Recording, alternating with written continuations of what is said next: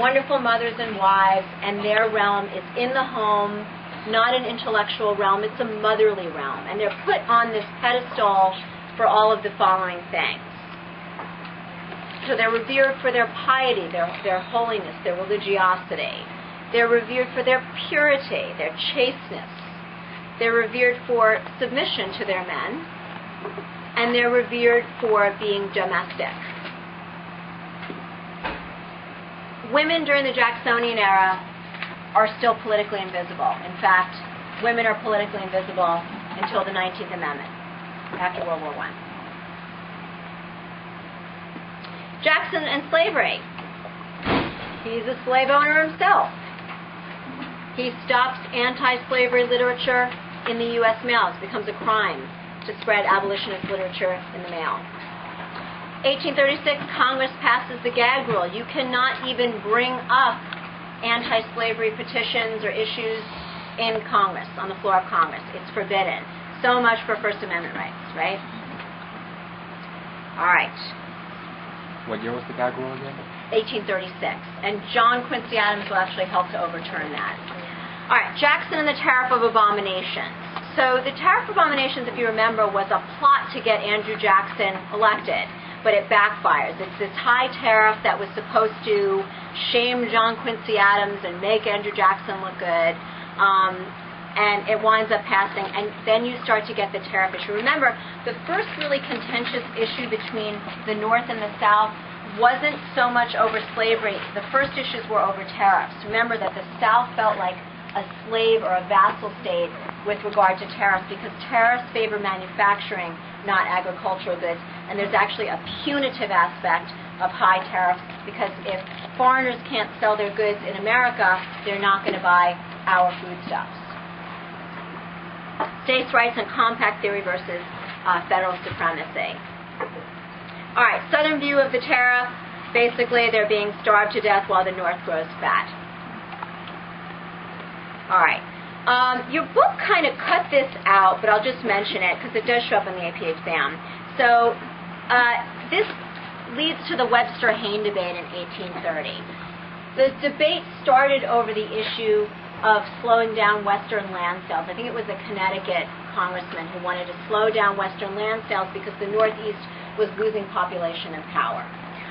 But it turns into this debate between Daniel Webster of Massachusetts and Senator Robert Hayne of South Carolina, sort of the states' rights capital, over the issue of whether or not a state can nullify a law, or whether, states' rights essentially. As, the Union forever, that you can't have a nullification of laws, whether it's a tariff or anything, because then the Union would be a rope of sand.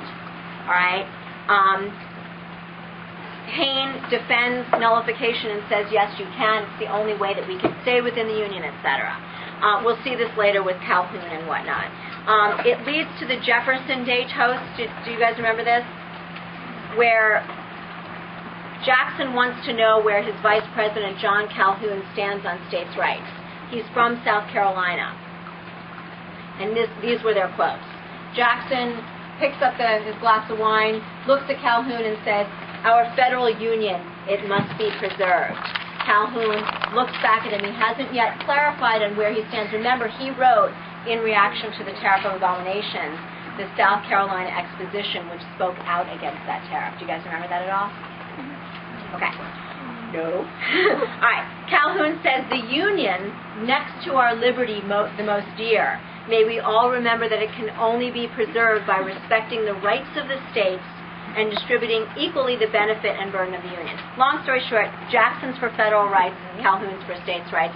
Calhoun will soon resign and become a senator for South Carolina, advocating states' rights and nullification.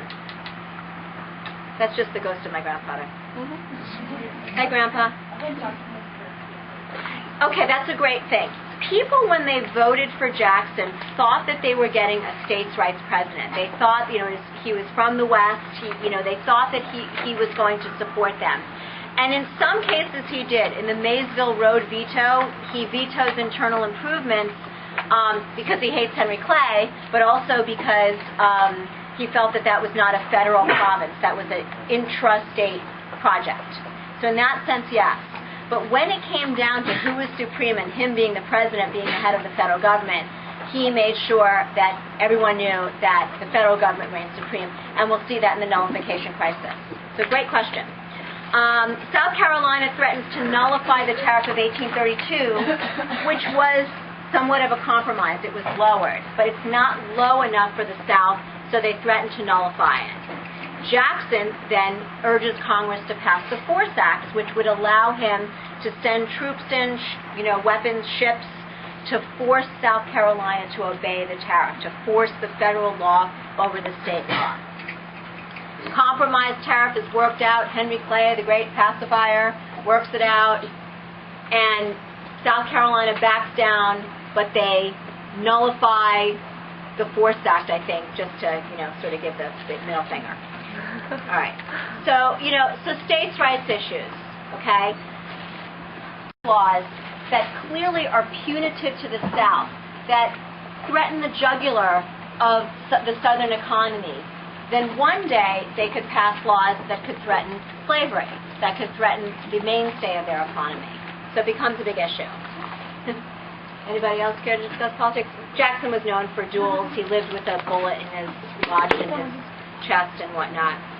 All right. Jackson and the second bus, really quick. Whether or not to recharter the second bus sparks debate between the rich versus the poor. Remember, Jackson is the common man president, right? He hated banks from bad personal experiences with banks. So he had it out for the Bank of the United States.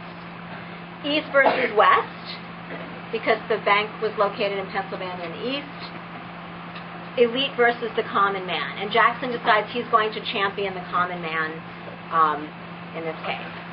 Okay, so the second bus the charter was due to end in 1836, but Henry Clay wants to make it a presidential issue in 1832. He tries to recharter it, and Jackson decides to kill it. So Jackson versus Biddle, this is the Hydra of Biddle and Jackson, and Van Buren as vice president is helping him. All right, so Jackson as king veto. He ignores the Supreme Court. What was the Supreme Court case that established the constitutionality of the Bank of the United States? McCullough versus Maryland. Okay. All right. Vetoes the third bus. So he says, no, we're not going to recharter it. It still is going through 1836, but he starts to bleed it to death by taking out the money and putting the money in pet banks. What do those pet banks do? They start printing money like crazy. Jackson did not like that. Wasn't his intention, but they just start doing that. They create speculative, lots of printing of money. All right, so Jackson basically, he also distributes federal funds to the states. So in that sense, states' rights, he's sort of doing both, And then he does the somewhat unbrilliant specie circular to try to rein in the speculative economy. And he says, we can't have people buying land with this phony money that pet banks are, printing. So as of 1836, you can only buy land with gold or silver, specie, or coins. That sends the economy into basically a panic. And we'll talk about that in a minute. All right, so you start to get the two-party system, so that, that one party of the Republicans starts to come apart because people are now joining forces, sometimes solely joining around the opposition to Andrew Jackson. What party was the opposition to Andrew Jackson? The Whigs. Okay, very good. So you got the Democrats that